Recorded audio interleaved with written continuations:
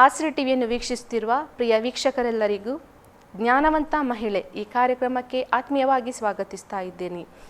ನೀವು ಹಲವು ದಿನಗಳಿಂದ ಜ್ಞಾನವಂತ ಮಹಿಳೆಯನ್ನು ವೀಕ್ಷಿಸ್ತಾ ಬಂದಿದ್ದೀರಿ. ಹಲವು ವಿಷಯಗಳು ನೀವು ಕಲಿತುಕೊಳ್ತಾ ಇದ್ದೀರಿ. ಇವತ್ತಿನ ದಿನದಲ್ಲಿ ನಮ್ಮೊಂದಿಗೆ ಜ್ಞಾನವಂತ ಮಹಿಳೆ ಇದರ ಬಗ್ಗೆ ತಿಳಿಸಿಕೊಡಲು ಸಿಸ್ಟರ್ ಬೀನಾ ಅಬ್ರಾಮ್ ರವರು ನಮ್ಮೊಂದಿಗಿದ್ದಾರೆ. ಸಿಸ್ಟರ್, ಜ್ಞಾನವಂತ ಮಹಿಳೆ ಈ ಕಾರ್ಯಕ್ರಮಕ್ಕೆ ನಾನು ಸ್ವಾಗತಿಸ್ತಾ ಇದ್ದೇನೆ. ಸಿಸ್ಟರ್, ಹೇಗಿದ್ದೀರಾ? ಚೆನ್ನಾಗಿದ್ದೇನೆ ಸಿಸ್ಟರ್. ಓಕೆ, ಹಲವು ದಿನಗಳಿಂದ ನಮಗೆ ಅನೇಕ ಮಹತ್ವಪೂರ್ಣ ಸಂಗತಿಗಳನ್ನು ನೀವು ತಿಳಿಸಿಕೊಡ್ತಾ ಇದ್ದೀರಿ. ನಾವು ಬೈಬಲ್ ಓದಿದ್ರೂ ಸಹ ಅಷ್ಟು ಡೀಪಾಗಿ ನಾವು ಅದರ ಬಗ್ಗೆ ತಿಳ್ಕೊಳ್ತಾ ಇರಲಿಲ್ಲ. ನೀವು ಅನೇಕ ಸಂಗತಿಗಳನ್ನು ನಮಗೆ ನೀವು ತಿಳಿಸಿದ್ರಿ. ಇವತ್ತಿನ ದಿನದಲ್ಲಿ ನೀವು ನಮಗೆ ಯಾರ ಬಗ್ಗೆ ತಿಳಿಸಿಕೊಡಲು ಬಯಸ್ತೀರಾ? ಇವತ್ತು ಕೂಡ ನೋಡೋದಾದರೆ ಸತ್ಯವೇದದಲ್ಲಿ ಅನೇಕ ಸ್ತ್ರೀಯರು ಗಮನ ಸೆಳೆಯಲ್ಪಟ್ಟಂಥವರ ಬಗ್ಗೆ ಅಥವಾ ತುಂಬ ಶ್ರದ್ಧೇಯವಾಗಿ ಕರ್ತನಿಗೋಸ್ಕರ ಕಾರ್ಯ ಮಾಡಿದಂಥ ಸ್ತ್ರೀಯರಲ್ಲಿ ಒಬ್ಬರಾದಂಥ ದೆಬೋರಳ ಬಗ್ಗೆ ಇವತ್ತು ನಾವು ಧ್ಯಾನ ಮಾಡುವವರಾಗಿರೋಣ. ಓಕೆ, ಇವತ್ತಿನ ನಮಗೆ ದೆಬೋರಳ ಬಗ್ಗೆ ಕಲಿಸ್ತಾ ಇದ್ದೀರಿ.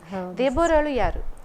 ದೆಬೋರಳು ಎರಡು ರೀತಿಯಲ್ಲಿ ಕಾರ್ಯ ಮಾಡಿದಂತೆ ನಾವು ಸತ್ಯವೇದವನ್ನು ಓದುವಾಗ, ನ್ಯಾಯಸ್ಥಾಪಕರ ಪುಸ್ತಕ 4ನೇ ಅಧ್ಯಾಯಕ್ಕೆ ಬರುವಾಗ ಅಲ್ಲಿ ನಮಗೆ ಗೊತ್ತಾಗ್ತದೆ.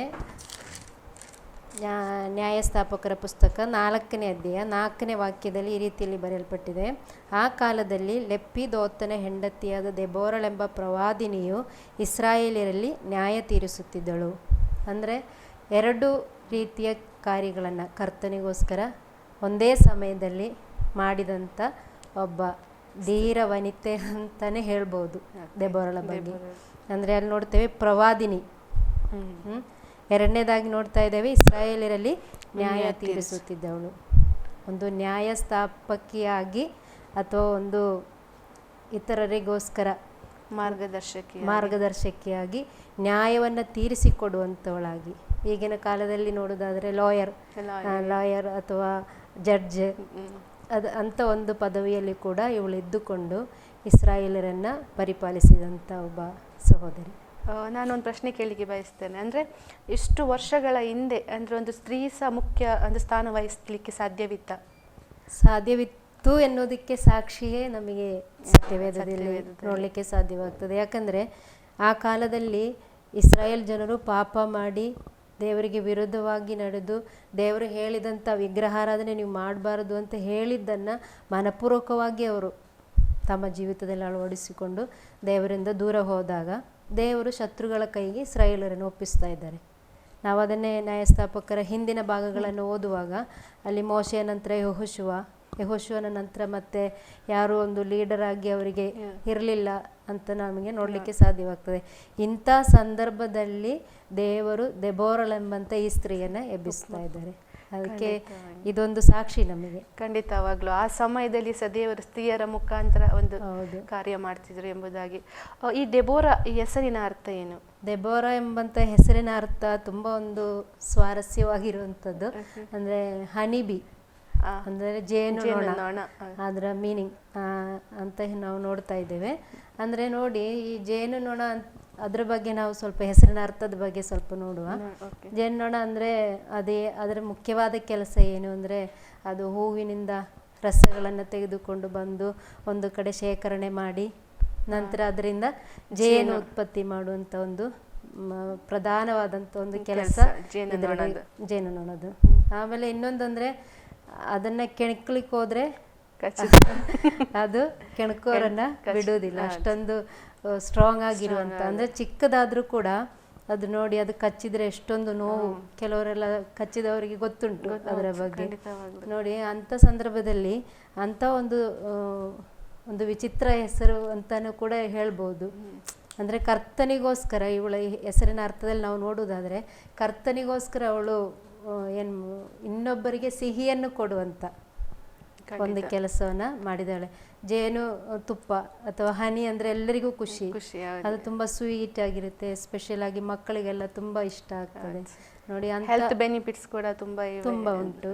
ಅದೇ ನಾವು ನೋಡ್ತಾ ಇದ್ದೇವೆ. ಇವಳು ಇಸ್ರಾಯೇಲ್ ಜನರಿಗೆ ಅಂತ ಒಂದು ಸಿಹಿಯ ಸುದ್ದಿ ಕೊಡುವಂಥ ಒಂದು ಸ್ತ್ರೀಯಾಗಿ ದೇವರು ಅವಳನ್ನು ಉಪಯೋಗಿಸಿದ್ರು. ಆದರೆ ಅದೇ ನಾವು ನೋಡಿದ್ವಿ ಪ್ರವಾದಿನಿಯಾಗಿ ಮತ್ತು ನ್ಯಾಯಸ್ಥಾಪಕಿಯಾಗಿ ಎರಡೂ ರೀತಿಯಲ್ಲಿ ಈಕೆ ಕೆಲಸ ಮಾಡಿದ್ದನ್ನು ನಾವು ನೋಡ್ತಾ ಇದ್ದೇವೆ. ಇವತ್ತು ಆ ಸಹೋದರಿಯ ಕೆಲವು ಗುಣಗಳನ್ನು ನಾವು ನೋಡೋದಾದರೆ ಇಲ್ಲಿ ನಾವು ನೋಡ್ತಾ ಇದ್ದೇವೆ. ಲಪ್ಪಿದೋತನ ಹೆಂಡತಿಯಾದ ಅಂದರೆ ಈಕೆಗೆ ಫ್ಯಾಮಿಲಿ ಇತ್ತು. ಇವತ್ತು ಅನೇಕರು ಹೇಳ್ತಾರೆ ಸೇವೆ ಮಾಡಲಿಕ್ಕೆ ನಮಗೆ ಫ್ಯಾಮಿಲಿ ಬೇಡ ಅಂತ ಒಂದು ಕಾಲ ಆಗಿಬಿಟ್ಟಿದೆ. ಕಡೆಯ ಕಾಲದಲ್ಲಿ ಅಂಥ ಬೋಧನೆಗಳು ಬರುತ್ತೆ ಅಂತ ಸತ್ಯವೇದದಲ್ಲಿ ಬರೆಯಲ್ಪಟ್ಟಿದೆ.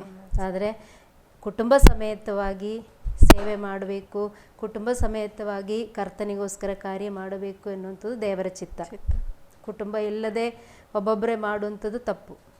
ನೋಡಿ, ಆಗಿನ ಕಾಲದಲ್ಲಿ ಈ ಒಂದು ಸಹೋದರಿನ ದೇವರು ಕುಟುಂಬವಾಗಿ ಆರಿಸಿಕೊಂಡು ಅವಳ ಗಂಡ ಇರುವಾಗಲೇ ಇವಳನ್ನೇ ದೇವರಲ್ಲಿ ಒಂದು ಪ್ರಮುಖ ಸ್ಥಾನದಲ್ಲಿ ಇರಿಸ್ತಾ ಇದ್ದಾರೆ. ಅಂದರೆ ನಾನು ಎನಿಸ್ತೇನೆ ಈ ಸಹೋದರಿಗೆ ದೇವರ ಮೇಲೆ ತುಂಬ ಪ್ರೀತಿ ಇದ್ದಂಥ ಒಂದು ಸಹೋದರಿ. ಪ್ರವಾದನೆ ಮಾಡುವವರು ಅಂತ ಹೇಳಿದರೆ ಅವರು ಕರ್ತನ ಜೊತೆಗೆ ತುಂಬ ಅನ್ಯೋನ್ಯವಾಗಿರ್ತಾರೆ. ಅವರಿಗೆ ಈ ಲೋಕದ ಕಾರ್ಯಗಳಿದ್ದರೂ ಸಹ ಅದರ ಮಧ್ಯದಲ್ಲಿ ಅವರು ದೇವರನ್ನು ಹುಡುಕಿಕೊಂಡು ದೇವರ ಜೊತೆಗೇ ನಡೆಯುವಂಥವ್ರು. ಅಂಥವರಿಗೆ ಮಾತ್ರ ದೇವರಿಂದ ಶಬ್ದವನ್ನು ಕೇಳಲಿಕ್ಕೆ ಸಾಧ್ಯವಾಗ್ತದೆ. ಅಂಥ ಒಂದು ಶ್ರೇಷ್ಠವಾದ ಸೇವೆ ಮಾಡಿದ ಸ್ತ್ರೀ ದೆಬೋರಳು. ಮತ್ತೆ ನಾವು ನೋಡ್ತೇವೆ ನ್ಯಾಯಸ್ಥಾಪಕಿ. ಇವಳ ಕುರಿತಾಗಿ ನ್ಯಾಯಸ್ಥಾಪನೆ ಬಗ್ಗೆ ಹೇಳಬೇಕಾದ್ರೆ ತುಂಬ ಧೈರ್ಯವುಳ್ಳಂಥ ಒಬ್ಬ ಸ್ತ್ರೀಯಾಗಿದ್ಲು ದೆಬೋರಳು. ಯಾರಿಗೂ ಹೆದರುವಂಥ ವ್ಯಕ್ತಿ ಅಲ್ಲ. ಕೆಳಗೆ ನಾವು ಓದಿ ಬರುವಾಗ ಅದ್ರ ಬಗ್ಗೆ ನಮಗೆ ತಿಳ್ಕೊಳ್ಳಿಕ್ಕೆ ಸಾಧ್ಯವಾಗ್ತದೆ. ಅಲ್ಲಿ ನಾವು ನೋಡ್ತಾ ಇದ್ದೇವೆ, ಈ ಬಾರಾಕನು ಎಂಬಂಥ ಇನ್ನೊಬ್ಬ, ಇವರಿಬ್ಬರೂ ಸಹ ದೆಬೋರ ಮತ್ತು ಬಾರಾಕ ಇಬ್ಬರು ಕೂಡಿ ಆ ಸಮಯದಲ್ಲಿ ನ್ಯಾಯಪಾಲನೆ ಮಾಡ್ತಾ ಇದ್ರು. ಆದರೆ ಬಾರಾಕನಿಗಿಂತ ಒಂದು ಹೆಜ್ಜೆ ಮುಂದೆ ಇದ್ದವರು ದೆಬೋರಳು. ಅಲ್ಲಿ ನಾವು ನೋಡ್ತೇವೆ ಬಾರಾಕನಿಗೆ ಹೆದರಿಕೆ ಹೋಗಲಿಕ್ಕೆ. ಆಗ ಅವಳು ಬಂದು 9ನೇ ವಾಕ್ಯದಲ್ಲಿ ನಾವು ನೋಡ್ತಾ ಇದ್ದೇವೆ. 8ನೇ ವಾಕ್ಯದಲ್ಲಿ ಈ ರೀತಿಯಲ್ಲಿ ಓದುತ್ತೇವೆ. ಬಾರಾಕನು ಆಕೆಗೆ, ನೀನು ನನ್ನ ಸಂಗಡ ಬರುವುದಾದರೆ ಹೋಗುವೆನು, ಇಲ್ಲವಾದರೆ ಹೋಗುವುದಿಲ್ಲ ಅನ್ನಲು ಆಕೆ, ನಾನು ಹೇಗೂ ನಿನ್ನ ಸಂಗಡ ಬರುವೆನು, ಆದರೆ ಈ ಯುದ್ಧ ಪ್ರಯಾಣದಲ್ಲುಂಟಾಗುವ ಮಾನವು ನಿನಗಲ್ಲ. ಯೆಹೋವನು ಸೀಸರನನ್ನು ಒಬ್ಬ ಸ್ತ್ರೀಗೆ ಒಪ್ಪಿಸಿಕೊಡುವೆನು ಎಂದು ಹೇಳಿ ಎದ್ದು ಬಾರಾಕನೊಡನೆ ಕೇದೆಶಿಗೆ ಹೋದಳು. ಇಲ್ಲಿ ನಾವು ದೆಬೋರಳ ಬಗ್ಗೆ ಕಲಿಯುವಂಥ ಒಂದು ಪ್ರಾಮುಖ್ಯವಾದಂಥ ಒಂದು ಗುಣ ಏನೆಂದರೆ, ಒಂದು ಸಹಕಾರ ಮಾಡಿ ಮತ್ತೊಬ್ಬರ ಜೊತೆಗೆ ಸಹಕಾರ ಮಾಡಿ ಸೇವೆ ಮಾಡುವಂಥದ್ದು. ಮತ್ತೆ ನೋಡ್ತಾ ಇದೆ ಧೈರ್ಯವಾಗಿ ಖಂಡಿತವಾಗಿ ಬಾರಾಕನು ಆತನು ಹೋಗುದಿಲ್ಲ ಹೇಳುವಾಗ ಒಂದು ಸ್ತ್ರೀ ಅವರಿಗೆ ಧೈರ್ಯ ಕೊಟ್ಟು ನಾನು ನಿನ್ನ ಸಂಗಡ ಬರ್ತೇನೆ ಎಂಬುದಾಗಿ. ಅಲ್ಲೇ ನಾವು ನೋಡ್ಬೋದು. ಅಂದ್ರೆ ಹೆಚ್ಚಾಗಿ ನಾವು ಈ ಒಂದು ಸಮಾಜದಲ್ಲಿ ನೋಡೋದಾದ್ರೆ ಮನುಷ್ಯ ಅಂದ್ರೆ ಗಂಡಸರಿಗೆ ಜಾಸ್ತಿ ಧೈರ್ಯ ಅಂತ ಹೇಳ್ತೇವೆ. ಆದ್ರೆ ಇಲ್ಲಿ ನಾವು ನೋಡೋದಾದ್ರೆ ಫುಲ್ ಆಪೋಸಿಟ್. ಅಂದ್ರೆ ನೀನು ಬರ್ತೀಯಾದ್ರೆ ನಾನು ಹೋಗ್ತೇನೆ. ಆದ್ರೆ ಈ ಒಂದು ಇದರಲ್ಲಿ ನಾವು ನೋಡೋದಾದ್ರೆ ಅವಳು ಅಂತ ಸಾಮರ್ಥ್ಯ ಉಳ್ಳವಳಾಗಿಲ್ಲ. ಅಂದರೆ ಇಲ್ಲಿ ನಾವು ನೋಡ್ತೇವೆ, ಇಸ್ರಾಯೇಲರನ್ನು ರಕ್ಷಿಸಲು ಬಾರಾಕನನ್ನು ಇವಳು ಕರೀತಾ ಇದ್ದಾಳೆ. ಅದೇ ನಾವು 6ನೇ ವಾಕ್ಯದಲ್ಲಿ ನಮಗೆ ಅಲ್ಲಿ ನೋಡಲಿಕ್ಕೆ ಸಾಧ್ಯವಾಗ್ತಾ ಇದೆ. ಮತ್ತು ಅಲ್ಲಿಂದ ಕೆಳಗೆ ಓದಿ ಬರುವಾಗ ನಮಗೆ 9ನೇ ವಾಕ್ಯದಲ್ಲಿ ಕೂಡ ನಾವು ನೋಡ್ತಾ ಇದ್ದೇವೆ, ಬಾರಾಕನೊಂದಿಗೆ ಯುದ್ಧಕ್ಕೆ ಹೋಗಲು ಇವಳು ಸಿದ್ಧಳಾಗ್ತಾ ಇದ್ದಾಳೆ. ನೋಡಿ, ಒಂದು ಹೆಂಗಸು, ಅವಳಿಗಿದ್ದಂಥ ಒಂದು ತನ್ನ ಸ್ವಂತ ಜನರ ಮೇಲಿದ್ದಂಥ ಪ್ರೀತಿ. ಈ ದೆಬೋರಳ ಬಗ್ಗೆ ನಾವು ಕಲಿಯುವಾಗ ನಮಗೆ ಗೊತ್ತಾಗ್ತದೆ, ತನ್ನ ಸ್ವಜನರ ಕುರಿತಾಗಿರುವಂಥ ಒಂದು ಭಾರ, ಅವರ ಕುರಿತಾಗಿದ್ದಂಥ ಒಂದು ಪ್ರೀತಿ ದೆಬೋರಳ ಜೀವಿತದಿಂದ ನಮಗೆ ಕಲೀಲಿಕ್ಕೆ ಸಾಧ್ಯವಾಗ್ತದೆ. ಇವತ್ತು ನಾವು ಕೂಡ ನಮ್ಮ ಸ್ವಂತ ಜನರ ಕುರಿತಾಗಿ, ನಮ್ಮ ಸ್ವಂತ ನಮ್ಮ ಹಾಗೆ ಇರುವಂಥವರು, ನಮ್ಮ ಸುತ್ತಮುತ್ತಲಿರುವಂಥ ಜನರು, ದೇವರ ವಾಕ್ಯದಲ್ಲಿ ಹೇಳ್ತೇನೆ, ನಿನ್ನ ನೆರೆಯವನನ್ನು ನಿನ್ನಂತೆಯೇ ಪ್ರೀತಿಸು. ನಮ್ಮ ಹಾಗೆ ನಾವು ಅವರನ್ನು ತಿಳ್ಕೊಂಡು ಅವರನ್ನು ರಕ್ಷಿಸೋದಕ್ಕೋಸ್ಕರ ನಾವು ಮುಂದೆ ಹೋಗುವಂಥವ್ರು ಆಗಿರಬೇಕು. ಈಗ ದೆಬೋರಳು ಬಾರಾಕನಿದ್ರೂ ಕೂಡ ಬಾರಾಕನನ್ನು ಹಿಂದೆ ಹಾಕಿ ಕರ್ತನ ಆಕೆಯನ್ನು ಉಪಯೋಗ ಮಾಡ್ತಾ ಇದ್ದಾರೆ. ನೋಡಿ, ಬಾರಾಕನ ಹೇಳ್ತಾ ಇದ್ದಾನೆ, ನೀನು ನನ್ನ ಜೊತೆಗೆ ಬರದೇ ಇದ್ದರೆ ನಾನು ಹೋಗೋದಿಲ್ಲ. ಒಬ್ಬ ಗಂಡಸು ಆಗಿದ್ದುಕೊಂಡು ಅವರು ಹಾಗೆ ಹೇಳುವಾಗ ಈ ದೆಬೋರಳು ತುಂಬ ಧೈರ್ಯ ತೋರಿಸ್ತಾ ಇದ್ದಾಳೆ. ದೆಬೋರಳು ನಿಜವಾಗ್ಲೂ ಆತ್ಮಿಕ ಒಂದು ಮಂಡಲದಲ್ಲಿ ನಮಗೆ ತುಂಬ ಏನು ಹೇಳೋದು, ಆಕೆಯನ್ನು ಮಾದರಿಯಾಗಿ ತೆಗೆದುಕೊಳ್ಳಬಹುದು. ಖಂಡಿತವಾಗ್ಲೂ ಒಂದು ಅಂದರೆ ಧೈರ್ಯ ಇಲ್ಲದ ಸಮಯದಲ್ಲಿ ಎಲ್ಲರೂ ಅಂದರೆ ನಾನು ಹೋಗುದಿಲ್ಲ ಎಂಬುವಂಥ ಸಮಯದಲ್ಲಿ ಆಕೆ ಒಂದು ಅಂದರೆ ಮುಂದಾಳತ್ವವನ್ನು ವಹಿಸಿಕೊಳ್ಳಕ್ಕೆ ಒಂದು ಲೀಡರ್ಶಿಪ್ ಅನ್ನು ತೆಗೆದುಕೊಂಡು ಹೋಗುವಂಥದ್ದನ್ನು ನಾವು ನೋಡ್ತೇವೆ. ಧೈರ್ಯದಿಂದ ತುಂಬಲ್ಪಟ್ಟಂಥ ಒಂದು ಅನುಭವ. ಇವತ್ತು ನಾವು ನೋಡ್ತೇವೆ, ಅನೇಕರಿಗೆ ಭಯ, ಕರ್ತನನ್ನು ಹಿಂಬಾಲಿಸಲಿಕ್ಕೆ ಭಯ, ಹಿಂಬಾಲಿಸಿದರೆ ಅದ್ರ ಕೂಡ ಭಯ. ನನ್ನ ಕುಟುಂಬದವರು ಏನು ಹೇಳ್ತಾರೆ, ಸಮಾಜದವರು ಏನು ಹೇಳ್ತಾರೆ, ನನ್ನ ಸ್ವಂತ ಜನ ಏನು ಹೇಳ್ತಾರೆ, ಇಂಥ ಒಂದು ಭಯ ಕಾಡುವಂಥ ಒಂದು ಲೋಕದಲ್ಲಿ ನಾವಿದ್ದೇವೆ. ಆದರೆ ನಿಜವಾಗ್ಲೂ ಕರ್ತನನ್ನು ಕಂಡುಕೊಳ್ಳುವಂಥ ಒಬ್ಬ ಸಹೋದರಿ ಅಥವಾ ಜ್ಞಾನವಂತೆ ಆದಂಥ ಸ್ತ್ರೀಗೆ ನಿಜವಾಗ್ಲೂ ಧೈರ್ಯದಿಂದ ಈ ದೆಬೋರಳ ಹಾಗೆ ಕರ್ತನಿಗೋಸ್ಕರ ಹೆಜ್ಜೆ ಇಡುವುದಾದರೆ ಖಂಡಿತವಾಗ್ಲೂ ಆ ವ್ಯಕ್ತಿಯನ್ನು ದೇವರು ಒಂದು ಪ್ರವಾದಿಯ ರೂಪದಲ್ಲಿ, ಪ್ರವಾದಿನಿಯ ಹಾಗೆ ಅಥವಾ ನ್ಯಾಯಸ್ಥಾಪಕಳ ಹಾಗೆ ಮತ್ತೊಬ್ಬರಿಗೋಸ್ಕರ ದೇವರು ಉಪಯೋಗ ಮಾಡುವಂಥ ಅನುಭವಕ್ಕೆ ದೇವರು ಖಂಡಿತ ನಡೆಸ್ತಾರೆ. ಅಂದರೆ ಹೆದರಿಕೆ ಇರಬಾರ್ದು. ಅದೇ ಅಲ್ಲಿ ದೇವರ ವಾಕ್ಯದಲ್ಲಿ ದೆಬೋರಳನ್ನು ಕಲಿಯುವಾಗ ನಮಗೆ ನೋಡಲಿಕ್ಕೆ ಸಾಧ್ಯ. ಧೈರ್ಯದಿಂದ ಯಾವುದಕ್ಕೂ ಹೆದರಲಿಲ್ಲ. ಸೀಸರನಂತ ಆ ಒಂದು ಅರಸನು, ಆ ಅರಸನ ಬಗ್ಗೆ ದೇವರ ವಾಕ್ಯದಲ್ಲಿ ಅಲ್ಲಿ 4ನೇ ಅಧ್ಯಾಯದಲ್ಲಿ ನೋಡ್ತಾ ಇದ್ದೇವೆ. ಬಹಳಷ್ಟು ರಥಗಳಿದ್ದವನು, ತುಂಬ ಸೈನ್ಯ ಇದ್ದವರು, ಅವರನ್ನೇ ಎದುರಿಸಲಿಕ್ಕೆ ಈ ದೆಬೋರಳು, ಅಂದರೆ ಆಗಿನ ಕಾಲದಲ್ಲಿ ಇಸ್ರಾಯೇಲರು ತುಂಬ ವೀಕ್ ಆಗಿದ್ದರು. ಅವರಿಗೆ ಯಾರೂ ಸಹಾಯಕರಿಲ್ಲ, ರಕ್ಷಕರಿಲ್ಲ, ತುಂಬ ಗೋಳಾಟ. ಅವರ ದೇವರ ವಾಕ್ಯದಲ್ಲಿ ನಾವು ನೋಡ್ತೇವೆ, ಇಸ್ರಾಯೇಲರ ಆ ಸಮಯದ ಆ ಒಂದು ಅಳಲುವಿಕೆಯನ್ನು ದೇವರು ಕೇಳಿದರು, ಅದಕ್ಕೋಸ್ಕರ ದೆಬೋರಳನ್ನು ದೇವರು ಎಬ್ಬಿಸಿದರು ಎಂಬುದಾಗಿ ನೋಡಿ. ಅಂಥ ಒಂದು ಧೈರ್ಯದ ಒಂದು ಮನೋಭಾವ ಒಂದು ದೇವಭಕ್ತರಾದ ಸ್ತ್ರೀಯರಿಗೆ ಇರಬೇಕು. ಅದಕ್ಕೆ ಒಂದು ಮಾದರಿ ದೆಬೋರಳು. ನಾವು ಸಾಮಾನ್ಯವಾಗಿ ನೋಡೋದಾದರೆ ಸ್ತ್ರೀಯರಲ್ಲಿ ಕೀಳರಿಮೆ ಸ್ವಲ್ಪ ಜಾಸ್ತಿ. ನನ್ನಿಂದ ಸಾಧ್ಯವಿಲ್ವೇನೋ, ಏನು ಯೋಚಿಸ್ತಾರೇನೋ, ಒಂದು ವೇಳೆ ನಾನು ಮುಂದೆ ಬಂದರೆ ಅಂದರೆ ಏನು ಎಣಿಸ್ತಾರೇನೋ ಎಂಬುದಾಗಿ. ಆದರೆ ನಾವು ಈ ಒಂದು ದೆಬೋರಳನ್ನು ನೋಡೋದಾದರೆ ಆ ಸಮಯದಲ್ಲಿ ಕೂಡ ಅಂದರೆ ಎಷ್ಟೋ ಒಂದು ಪುರುಷರಿದ್ರು ಆ ಸಮಯದಲ್ಲಿ. ನಾವು ನೋಡೋದಾದರೆ ಪುರುಷರು ಯುದ್ಧದಲ್ಲಿ ಎಲ್ಲದರಲ್ಲಿ ಎಕ್ಸ್ಪರ್ಟ್, ಅವರಿಗೆ ಶಕ್ತಿ ಉಂಟು ಅಂತ ಎಂಬುದಾಗಿ. ಅಂಥ ಒಂದು ಎಂಥ ಸಮಯದ ನಡುವೆಯಲ್ಲಿ ಸಹ ಆ ದೆಬೋರಳು ಮುಂದಾಳತ್ವವನ್ನು ವಹಿಸಿರೋದಾದ್ರೆ ನಿಜವಾಗ್ಲೂ ಆಕೆಯಲ್ಲಿ ದೇವರಿಗಾಗಿ ಒಂದು ವಿಶೇಷ ಪ್ರೀತಿ ಇತ್ತು, ಜನರಿಗಾಗಿ ಒಂದು ತ್ಯಾಗ ಮನೋಭಾವ ಇತ್ತು. ಇಲ್ದಿದ್ರೆ ಹೆಚ್ಚಾಗಿ ಯೋಚಿಸ್ತೇವೆ, ನನಗೆಂತಕ್ಕೆ ಬೇಕು ಸುಮ್ಮನೆ, ನಾನು ಯಾಕೆ ಜವಾಬ್ದಾರಿ ತಗೊಳ್ಬೇಕು, ನನ್ನದ ಹೆಸರು ಸ್ವಾರ್ಥ. ಅಂದರೆ ಹೆಚ್ಚಾಗಿ ಏನಾಗ್ತದೆ ಅಂದರೆ, ನಾನು ಮುಂದೆ ಹೋದರೆ ಏನಾದರೂ ಪಾಸಿಟಿವ್ ಆದರೆ ಎಲ್ಲರೂ ತಗೊಳ್ತಾರೆ, ನೆಗೆಟಿವ್ ಆದರೆ ಕೇಳಲಿಕ್ಕೆ ಆಗೋದಿಲ್ಲ, ಇವಳಿಗೆ ಯಾಕೆ ಬೇಕಿತ್ತು. ಹೌದು. ಆದ್ರೆ ಇಂಥದ್ದೆಲ್ಲ ಅವಳು ಮೈಂಡ್ ಮಾಡದೆ ಅವಳು ಧೈರ್ಯದಿಂದ ಮುಂದೆ ಕರ್ತನ ಮೇಲೆ ನಂಬಿಕೆ ಇತ್ತು. ಕರ್ತನೇ ನನ್ನ ಸರ್ವವು ಅಂತೇಳಿ ಧೈರ್ಯದಿಂದ ಆಕೆ ಮುಂದೆ ಹೋಗುವುದನ್ನು ನಾವು ನೋಡ್ತಾ ಇದ್ದೇವೆ. ಇವತ್ತು ನೀವು ಹೇಳಿದಾಗೆ ಅನೇಕ ಸಹೋದರಿಯರಿಗೆ ನನ್ನಿಂದ ಏನು ಸಾಧ್ಯ ಆಗ್ತದೆ, ನಾನು ಯಾವ ಉಪಯೋಗಕ್ಕೆ ಇಲ್ಲವಲ್ಲ, ಅಂತೆಲ್ಲ ನನಗೆ ಫ್ಯಾಮಿಲಿ ನೋಡಬೇಕು, ನನ್ನ ಗಂಡ ಸರಿ ಇಲ್ಲ, ವಿದ್ಯಾಭ್ಯಾಸ ಇಲ್ಲ, ನನ್ನ ಗಂಡನೂ ಕೂಡ ನಂಬಿಕೆಗೆ ಬರಲಿಲ್ಲ, ನಾನೊಬ್ಳೆ ಏನು ಮಾಡೋದು, ಹೀಗೆಲ್ಲ ಒಂದು ಥರ ಕೀಳರಿಮೆಯ ಒಂದು ಮನೋಭಾವ ಸಹೋದರಿಯರಿಗೆ ಇರುವಂಥದ್ದು. ಆದರೆ ದೇವರ ಆತ್ಮನು ಇವತ್ತು ತಿಳಿಸುವಂಥ ವಿಷಯ ಏನಂದರೆ, ಯಾರು ಕರ್ತನಿಗೋಸ್ಕರ ಒಪ್ಪಿಸಿಕೊಡುತ್ತಾರೆ ಅವರ ಮೇಲೆ ದೇವರ ಆತ್ಮನು ವಾಸ ಮಾಡ್ತಾನೆ. ನೋಡಿ, ಈ ಲೋಕದಲ್ಲಿರುವವನಿಗಿಂತ ನಮ್ಮಲ್ಲಿರುವ ಆತನು ಹೆಚ್ಚಿನವನು ಅಂತ ದೇವರ ವಾಕ್ಯದಲ್ಲಿ ನಾವು ನೋಡ್ತಾ ಇದ್ದೇವೆ. ಅದರಿಂದ ಸಹೋದರಿಯರ ಏನು ಮಾಡಬೇಕು, ಕರ್ತನನ್ನು ರಕ್ಷಕನಾಗಿ ಅಂಗೀಕರಿಸಿಕೊಂಡ ನಂತರವಾಗಿ ಅವರು ಧೈರ್ಯವಾಗಿ ಕರ್ತನಿಗೋಸ್ಕರ ನಿಲ್ಲುವಾಗ ದೇವರ ಅದ್ಭುತ ಕಾರ್ಯಗಳನ್ನು ಅವರಿಗೆ ನೋಡಲಿಕ್ಕೆ ಸಾಧ್ಯವಾಗ್ತದೆ. ಈಗಲೇ ಪ್ರವಾದಿನಿಯಾಗಿ ದೇವರು ಅವಳನ್ನು ಉಪಯೋಗಿಸಿದ್ದು ಯಾಕೆ? ಸುಮ್ಮನೆ ಒಂದು ದಿವಸದಲ್ಲಿ ಹೀಗೆ ಎಬ್ಬಿಸಿದ್ದ ಅಂತ ನಾನು ನೆನೆಸೋದಿಲ್ಲ. ಆದರೆ ಹಿಂದೆ ತುಂಬ ದೆಬೋರಳು ಕಷ್ಟಪಟ್ಟು ದೇವರ ಸನ್ನಿಧಾನದಲ್ಲಿ ಪ್ರಾರ್ಥನೆ ಮಾಡಿ, ನೀವು ಹೇಳಿದಾಗೆ ಆ ದಿನಗಳಲ್ಲಿ ಸ್ತ್ರೀಯರಿಗೆ ಬೆಲೆ ಇಲ್ಲದೆ ಇರುವಂಥ ಒಂದು ಕಾಲ ಕೂಡ ಹೌದು. ಪುರುಷರೇ ಮುಂದೆ ಬರುವಂಥ ಎಲ್ಲ ವಿಷಯಗಳಲ್ಲಿಯೂ ಪುರುಷರಿಗೆ ಪ್ರಥಮ ಸ್ಥಾನ, ಸ್ತ್ರೀಯರನ್ನು ಕಡೆಗಣಿಸಿ ಬಿಡುವಂಥ ಒಂದು ಸಂದರ್ಭವಾಗಿತ್ತು ಆಗಿನ ಕಾಲಗಳಲ್ಲಿ. ಆದರೆ ಅಂಥ ಸಂದರ್ಭದಲ್ಲಿ ದೆಬೋರಳನ್ನು ದೇವರು ಉಪಯೋಗ ಮಾಡಿದ್ದು ದೆಬೋರಳ ಒಂದು ನಂಬಿಕೆ, ದೆಬೋರಳು ಕರ್ತನ ಮೇಲಿಟ್ಟಂಥ ಪ್ರೀತಿ, ಮತ್ತು ನೋಡೋದಾದರೆ ದೆಬೋರಳು ತನ್ನ ಸ್ವಂತ ಜನರ ಮೇಲಿಟ್ಟಂಥ ಪ್ರೀತಿ, ಸ್ವಾರ್ಥತೆ ಆಕೆಗೆ ಇರಲಿಲ್ಲ.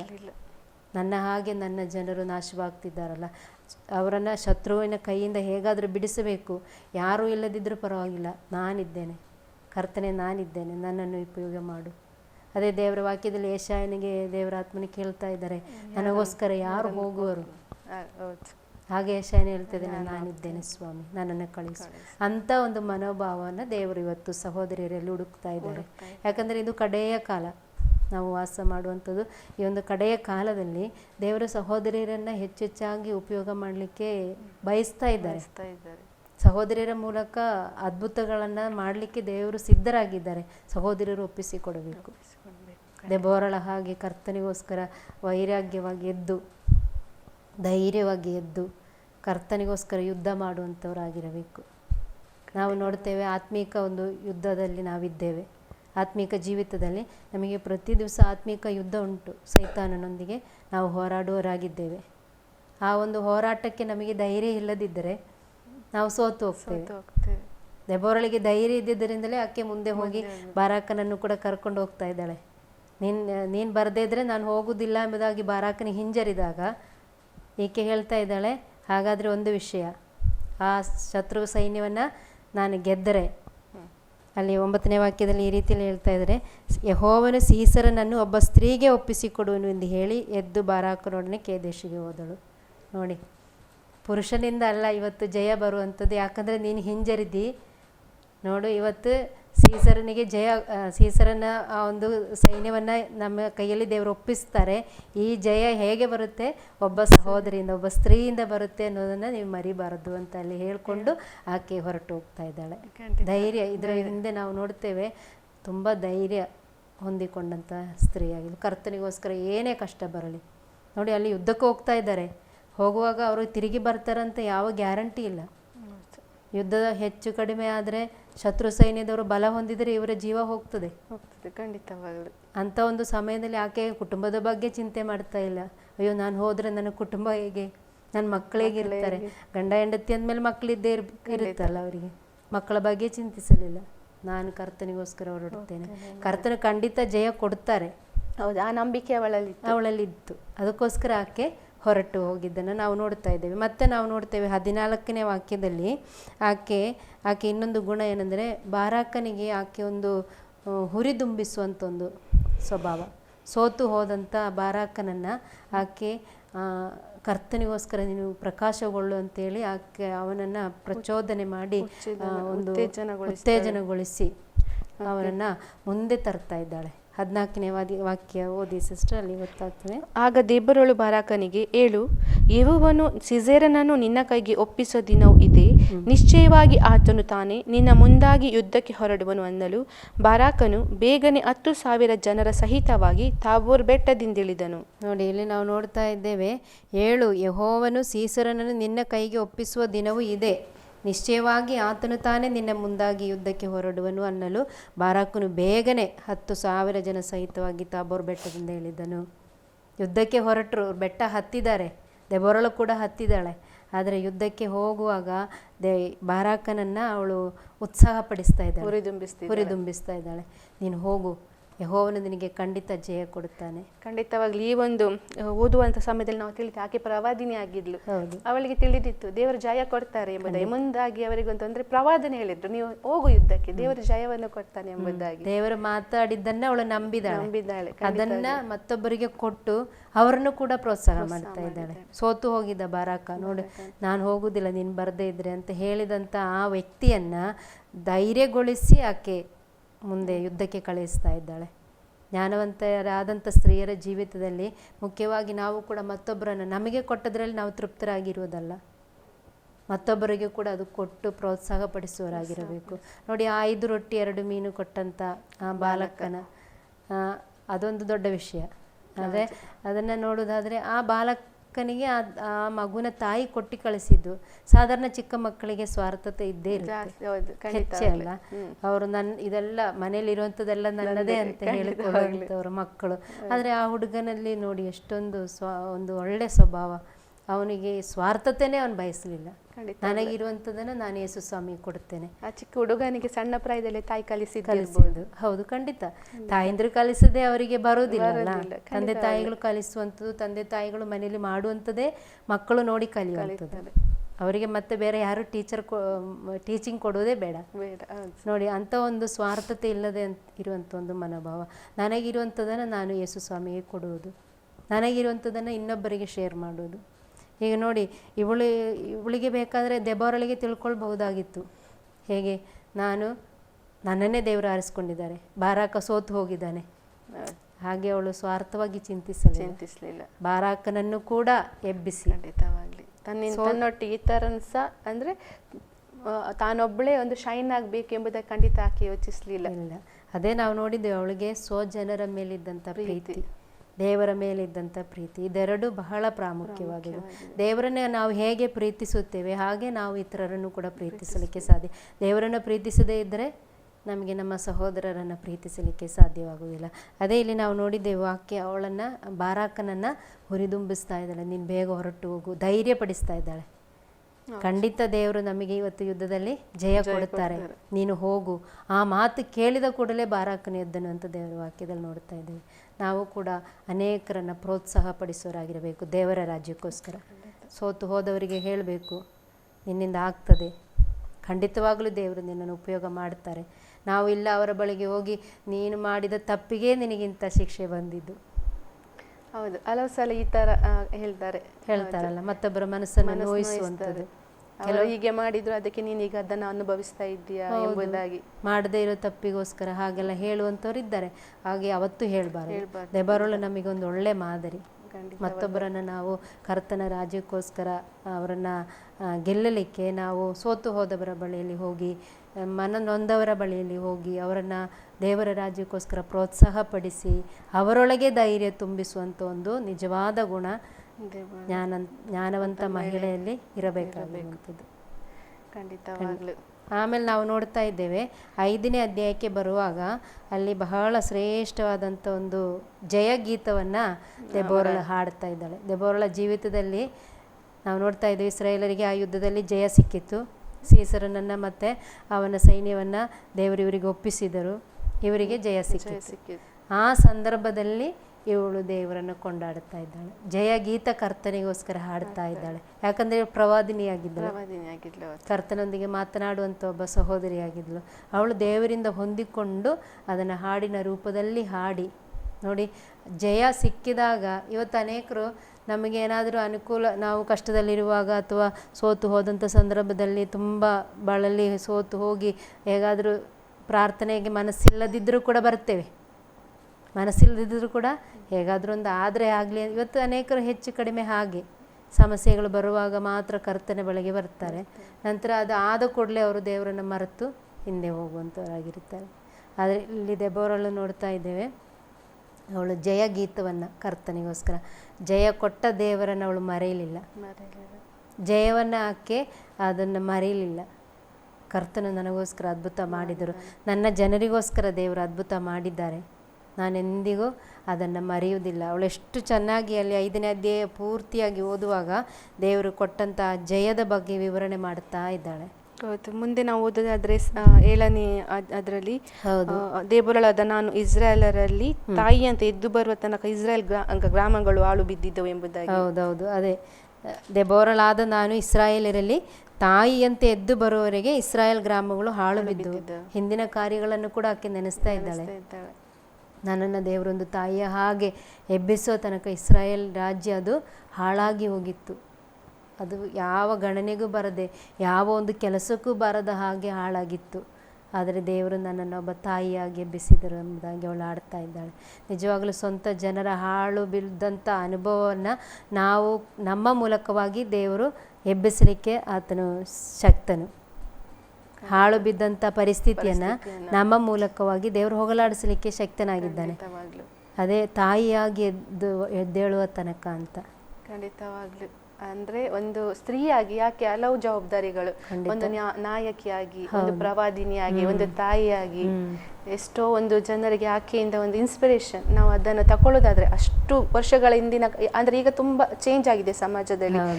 ಅಂತ ವರ್ಷಗಳ ಹಿಂದೆ ಒಂದು ಸ್ತ್ರೀ ಇಂಥ ಒಂದು ಲೀಡರ್ಶಿಪ್ ತೆಗೆದುಕೊಳ್ಳೋದಾದ್ರೆ ಈ ಸಮಯದಲ್ಲಿ ನಾವು ಇಟ್ಕೊಳ್ಬೋದು. ನಮಗೆ ಈ ಒಂದು ಸಮಯದಲ್ಲಿ ಸ್ವಲ್ಪ ಅಂದರೆ ಮನುಷ್ಯರ ಭಾವನೆಗಳು ಬದಲಾಗಿವೆ. ಈಗ ಹೇಳ್ತೇವೆ ಅಂದರೆ ಸ್ತ್ರೀ ಪುರುಷರು ಸಮಾನ ಎಂಬುದಾಗಿ.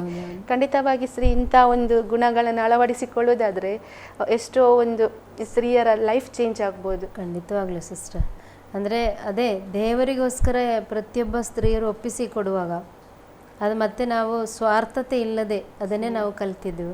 ಸ್ವಾರ್ಥತೆ ಇಲ್ಲದೆ ಮತ್ತೊಬ್ಬರಿಗೋಸ್ಕರ ನಮ್ಮನ್ನೇ ಸಮರ್ಪಿಸುವಂಥವರಾಗಿರಬೇಕು.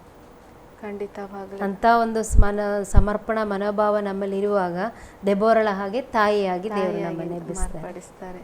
ಅಲ್ಲಿ ಹೇಳ್ತಾ ಇದ್ದಾಳೆ ದೆಬೋರಳು, ಇಸ್ರಾಯೇಲರಲ್ಲಿ ತಾಯಿಯಂತೆ ಎದ್ದು ಬರುವವರೆಗೆ ಇಸ್ರಾಯೇಲ್ ಗ್ರಾಮಗಳು ಹಾಳು ಬಿದ್ದವು. ಅವಳಿಗೆ ನೋವಿತ್ತು. ನನ್ನ ಸ್ವಂತ ದೇಶ ಹಾಳಾಗಿತ್ತು ದೇವರೇ, ಆದರೆ ನೀನಿವತ್ತು ನನ್ನನ್ನು ಎಬ್ಬಿಸಿದ್ದೀಯಲ್ಲ. ಆ ಕೊಟ್ಟ ಜಯವನ್ನು ಅವಳು ಮರೆಯಲಿಲ್ಲ. ಆ ಹಾಳು ಬಿದ್ದಂಥ ಪರಿಸ್ಥಿತಿ ಇವತ್ತಿನಿಂದ ಸರಿಯಾಗಿದೆ, ದೇವರು ನಮಗೆ ಜಯ ಕೊಟ್ಟರು ಅಂತ ಒಂದು ಕೃತಜ್ಞತೆಯ ಮನೋಭಾವ ದೇವರ ಮುಂದೆ ನಮಗಿರಬೇಕು. ನಾವೆಷ್ಟೇ ದೊಡ್ಡ ಪದವಿಯಲ್ಲಿ ಇರಲಿ, ನೋಡಿ ಇವಳು ಪ್ರವಾದಿನಿ, ನ್ಯಾಯ ಸ್ಥಾಪನೆ ಮಾಡುವಂಥವಳು, ಮತ್ತು ನೀವು ಹೇಳಿದಾಗೆ ಒಂದು ನಾಯಕತ್ವ ವಹಿಸಿಕೊಂಡವಳು ಮುಂದೆ ಧೈರ್ಯದಿಂದ ಹೋದಂಥ ಒಂದು ಸಹೋದರಿ. ಅವರನ್ನು ಹಾಗೆ ದೇವರು ಉಪಯೋಗ ಮಾಡಬೇಕಾದ್ರೆ ಅದು ಸಣ್ಣ ವಿಷಯ ಅಲ್ಲ. ನೋಡಿ, ಅವರು ದೇವರಿಗೋಸ್ಕರ ಮಾಡಿದಂಥ ಸಮರ್ಪಣೆ ಇದರ ಹಿಂದಿನ ಪ್ರಾಮುಖ್ಯವಾದಂಥ ವಿಷಯ ನಾವು ನೋಡ್ತೇವೆ. ಮತ್ತು ನಾವು ನೋಡೋದಾದರೆ ಮತ್ತೆ ಇನ್ನೊಂದು ವಿಷಯಕ್ಕೆಲ್ಲಿದ್ದಂಥದ್ದು 5ನೇ ಅಧ್ಯಾಯ 16ನೇ ಅಧ್ಯಾಯ 16, 17 ಮತ್ತು 23ನೇ ವಾಕ್ಯ ಎಲ್ಲ ಓದುವಾಗ ಕೆಲವೊಂದು ಕುಲದವರು ಈ ಯುದ್ಧಕ್ಕೆ ಬರದೆ ಅವರು ಸಹಕರಣೆ ತೋರಿಸದೆ ಇವರೊಂದಿಗೆ ಬರದೇ ಇದ್ದಂಥವರನ್ನು ಗದರಿಸ್ತಾ ಇದ್ದಾಳೆ. ನೋಡಿ, ಅದು ಸಮಯ ಸಿಗುವಾಗ ಓದಿಕೊಳ್ಳಬಹುದು. 16, 17 ಮತ್ತು 23ನೇ ವಾಕ್ಯದಲ್ಲೆಲ್ಲ ನಾವು ನೋಡೋದಾದರೆ ಬರದೇ ಇದ್ದಂಥವರನ್ನು ಇವಳು ಗದರಿಸ್ತಾ ಇದ್ದಾಳೆ. ಹೌದು, ನೀವು ಯಾಕೆ ಕರ್ತನ ರಾಜ್ಯಕ್ಕೋಸ್ಕರ ಕಾರ್ಯ ಮಾಡಲಿಲ್ಲ? ನೀವು ಮಾಡಬೇಕಾಗಿತ್ತು. ನೀವು ಆದುದರಿಂದ ಶಪಿಸಲ್ಪಡ್ತೀರಿ. ಕರ್ತನಿಗೋಸ್ಕರ ಯಾರು ಹೋಗಲಿಲ್ಲ ಅಂತ ಇಸ್ರಾಯೇಲ್ ಗೋತ್ರದವರನ್ನೇ ಆಕೆ ಏನು ಮಾಡ್ತಾ ಇದ್ದಾಳೆ, ಖಂಡಿಸುತ್ತಾ ಇದ್ದಾಳೆ. ಅದು ಆಕೆ ಪ್ರವಾದಿನಿ ಆಗಿದ್ದಕ್ಕೆ ಆಕೆಗೆ ಅಂತ ಒಂದು ಮನೋಭಾವ ದೇವರು ಕೊಟ್ಟಿದ್ದಾಳೆ. ಅದಕ್ಕೋಸ್ಕರ ನಾವು ಯಾರು ದೇವರ ರಾಜ್ಯಕ್ಕೋಸ್ಕರ ಹಿಂಜರಿದಿರ್ತಾರೆ, ನಂಬಿಕೆಯಲ್ಲಿ ಬಂದು ಕೂಡ ಕೆಲವರು ಹಿಂಜರಿದಿರ್ತಾರೆ, ಸೋತು ಹೋಗಿರ್ತಾರೆ, ಅಂಥವರನ್ನು ನಾವೇನು ಮಾಡಬೇಕು? ದೆಬೋರಳ ಹಾಗೆ ಖಂಡಿಸುವಂಥವರಾಗಿರಬೇಕು. ಆತ್ಮಿಕವಾಗಿ ದೇವರ ವಾಕ್ಯ ಅವರಿಗೆ ಹೇಳಿ ನಾವು ಖಂಡಿಸುವವರು ಆಗಿರಬೇಕು. ಹಾಗಾದರೆ ದೇವರು ನಮ್ಮನ್ನು ಉಪಯೋಗ ಮಾಡುವಂಥವನಾಗಿರುತ್ತಾನೆ. ಖಂಡಿತ. ಒಂದು ಸ್ತ್ರೀಯರಲ್ಲಿ ಅನೇಕ ಗುಣಗಳಿರ್ತವೆ. ಅಂದರೆ ನಾವು ಅದನ್ನು ಅಲ್ಲೇ ಮುಚ್ಚಿಟ್ರೆ ಅಂತ ನಮ್ಮಲ್ಲಿ ಅಂತ ಯಾವುದೇ ಒಂದು ಸ್ವಭಾವಗಳು ಅವರಿಗೆ ಬರಲಿಕ್ಕೆ ಸಾಧ್ಯ ಇಲ್ಲ. ಇಂಥ ಒಂದು ಎಕ್ಸಾಂಪಲ್ಸ್ ನಾವು ಅನೇಕ ಸಂಚಿಕೆಗಳಿಂದ ನೋಡ್ತಾ ಇದ್ದೇವೆ. ಒಂದೊಂದು ಸ್ತ್ರೀಯರ ಬಗ್ಗೆ ಎಲ್ಲರೂ ಒಂದು ಮುಂದಾಳತ್ವವನ್ನು ವಹಿಸಿಕೊಂಡ್ರು. ನಾವು ಹೆಚ್ಚಾಗಿ ಯೋಚಿಸುವ ಪ್ರಕಾರ ಅಂದರೆ ಬೈಬಲಲ್ಲಿ ಅಬ್ರಾಮ್, ಇಸಾಕ, ಅಂಥ ಒಂದು ಸಂಗತಿಗಳನ್ನು ಓದ್ತೇವೆ ವಿನಃ ಇಂಥ ಒಂದು ಸ್ತ್ರೀಯರ ಮೂಲಕ ಇವೆ ಎಂಬುದಾಗಿ ನಾವು ಕಡಿಮೆ ಯೋಚಿಸ್ತೇವೆ. ಆದರೆ ನಾನು ಎನಿಸ್ತೇನೆ, ಒಂದು ಜ್ಞಾನವಂತ ಮಹಿಳೆಯ ಮೂಲಕ ಅನೇಕ ಸ್ತ್ರೀಯರಿಗೆ ತಿಳಿದಿರ್ಬೋದು, ಇವೆಲ್ಲ ಪುರುಷರ ಹಿಂದೆ ಒಂದು ಸ್ತ್ರೀ ಇದ್ರು, ಪ್ರಾರ್ಥನೆ ಮಾಡಿಕೊಂಡು ಅವರಿಗಾಗಿ ಒಳ್ಳೆಯ ಒಂದು ವಿಷಯಗಳನ್ನು ಕಲಿಸಿಕೊಡುದ್ರ ಹಾಗೆ ಅನೇಕ ಅಂದ್ರೆ ಇಂಥ ಒಂದು ಪುರುಷರು ಬರಬೇಕಾದ ಸ್ತ್ರೀಯೇ ಕಾರಣ ಎಂಬುದಾಗಿ ನಮ್ಗೆ ಒಂಥರ ತಡ ಆದ್ರೂ ದೇವರು ತಿಳಿಸಿಕೊಟ್ರು. ಖಂಡಿತವಾಗ್ಲಿ ಒಂದು ಅಮೂಲ್ಯವಾದ ಸಂಗತಿ ಇದು. ಅದೇ ನೀವು ಈ ಒಂದು ದೆಬೋಳ ಬಗ್ಗೆ, ಅವಳ ತ್ಯಾಗ, ಅವಳ ಒಂದು ಮನೋಭಾವನೆ, ಆಕೆ ಧೈರ್ಯದ ಬಗ್ಗೆ ನೀವು ತಿಳಿಸಿಕೊಟ್ರಿ. ಇಂಥ ಒಂದು ಅಮೂಲ್ಯ ಸಂಗತಿಗಾಗಿ ನಮ್ಮ ಆಸರ್ ಟಿವಿಯಲ್ಲಿ ನಿಮ್ಮ ಅಮೂಲ್ಯವನ್ನು ಸಮಯವನ್ನು ಕೊಟ್ಟದ್ದಕ್ಕಾಗಿ ನಾನು ಕೃತಜ್ಞತೆ ಸಲ್ಲಿಸ್ತೇನೆ. Thank you sister. ವೆಲ್ಕಮ್. ಪ್ರಿಯ ವೀಕ್ಷಕರೇ, ಇವತ್ತಿನ ದಿನದಲ್ಲಿ ನಾವು ದೆಬೋರಳ ಬಗ್ಗೆ ನಾವು ತಿಳ್ಕೊಂಡ್ವಿ. ಆ ಒಂದು ಪಾಳು ಬಿದ್ದಂಥ ಇಸ್ರಾಯೇಲ್ ಗ್ರಾಮಗಳನ್ನು ಆಕೆ ನೋಡಿ ಅವಳಲ್ಲಿ ಒಂದು ದೇವರಿಗಾಗಿ ಒಂದು ಆಸಕ್ತಿ ಇತ್ತು. ನಾನೇನಾದರೂ ಮಾಡಬೇಕೆಂಬುದಾಗಿ, ಒಂದು ವೇಳೆ ನಮ್ಮ ಮನಸ್ಸಿನಲ್ಲಿ ನಾನೇನಾದರೂ ಮಾಡಬೇಕೆಂಬುದಾಗಿ ಒಂದು ಮನೋಭಾವನಿದ್ದರೆ ಖಂಡಿತವಾಗಿಯೂ ದೇವರು ನಮ್ಮನ್ನು ನೋಡುವಾತನಾಗಿದ್ದಾನೆ. ನಮ್ಮ ಸಾಮರ್ಥ್ಯದಲ್ಲಿ ನಾವೇನನ್ನು ಮಾಡಲು ಸಾಧ್ಯವಿಲ್ಲ. ಪವಿತ್ರಾತ್ಮನು ನಮಗೆ ಸಾಮರ್ಥ್ಯವನ್ನು ಕೊಡುವಾತನಾಗಿದ್ದಾನೆ. ಪವಿತ್ರಾತ್ಮ ನಮಗೆ ಸಾಮರ್ಥ್ಯ ಕೊಡುವಾಗ ಎಲ್ಲ ರೀತಿಯಲ್ಲಿ ಜ್ಞಾನ, ಬೇಕಾದಂಥ ಎಲ್ಲ ಅವಶ್ಯಕತೆಗಳನ್ನು ಆತನು ಸಂಧಿಸುವಾತನಾಗಿದ್ದಾನೆ. ನಾವು ಮಾಡೋದಿಷ್ಟೇ, ನಾನೇನಾದರೂ ಮಾಡಬೇಕು ಎಂಬ ಒಂದು ನಿರ್ಧಾರ. ಈ ಒಂದು ನಿರ್ಧಾರವು ನಿಮ್ಮ ಸುತ್ತಮುತ್ತಲಿನಲ್ಲಿ ಇರುವಂಥ ಅನೇಕ ಒಂದು ಯೌವನ ಸ್ತ್ರೀಯರನ್ನಿರ್ಬೋದು, ಸೋತು ಹೋದವರನ್ನು ಕ್ರಿಸ್ತನ ಕಡೆಗೆ ಕರೆತರಲು ಸಾಧ್ಯವಿದೆ. ಖಂಡಿತವಾಗಿ ನೀವು ಸೋತು ಹೋಗಬೇಡಿ. ಇರ್ಬೋದು ನಿಮ್ಮ ಪರಿಸ್ಥಿತಿಗಳು, ನೀವಿರುವಂಥ ಸಮಾಜದಲ್ಲಿ ನಿಮ್ಮನ್ನು ಅನೇಕರು ನಿಂದಿಸಿರ್ಬೋದು, ಹೀಯಾಳಿಸಿರ್ಬೋದು, ಅಥವಾ ಹೇಳಿರ್ಬೋದು. ಯಾವುದೊಂದು ಸಮಸ್ಯೆಯಲ್ಲಿ ನೀವು ಹೋಗುವಾಗ ನಿಮಗೆ ಹೇಳಿರ್ಬೋದು, ನೀನು ಮಾಡಿದ ತಪ್ಪಿಗೆ, ನೀನು ಹಾಗೆ ಮಾಡಿದ್ದಕ್ಕೆ ನಿಮಗೆ ಇವತ್ತು ಹೀಗೆ ಎಂಬುದಾಗಿ. ಪರವಾಗಿಲ್ಲ, ಅದನ್ನು ನೀವು ಪಾಸಿಟಿವ್ ಆಗಿ ತೆಗೆದುಕೊಳ್ಳಿ. ಅಂಥ ಜನರ ಮುಂದೆ ನಿಮ್ಮನ್ನು ಎದ್ದು ನಿಲ್ಲಿಸಲು ನನ್ನ ಯೇಸು ಸ್ವಾಮಿ ಪೂರ್ಣ ಶಕ್ತನಾಗಿದ್ದಾನೆ. ಈ ಕಾರ್ಯಕ್ರಮದ ಮೂಲಕ ನಿಮ್ಮ ಜೀವಿತವು ಕ್ರಿಸ್ತನ ಆಲೋಚನೆಯ ಪ್ರಕಾರ ಕಟ್ಟುವಂತಾಗಲಿ ಎಂಬುದಾಗಿ ನಾನು ಹಾರೈಸುತ್ತಾನೆ. ಮುಂದಿನ ಸಂಚಿಕೆಯಲ್ಲಿ ಮತ್ತೆ ಹೊಸ ವಿಷಯದೊಂದಿಗೆ ನಿಮ್ಮ ಮುಂದೆ ನಾವು ಬರಲಿದ್ದೇವೆ. ಅಲ್ಲಿ ತನಕ ವೀಕ್ಷಿಸಿ ಆಸರೆ ಟಿವಿ. ಧನ್ಯವಾದಗಳು.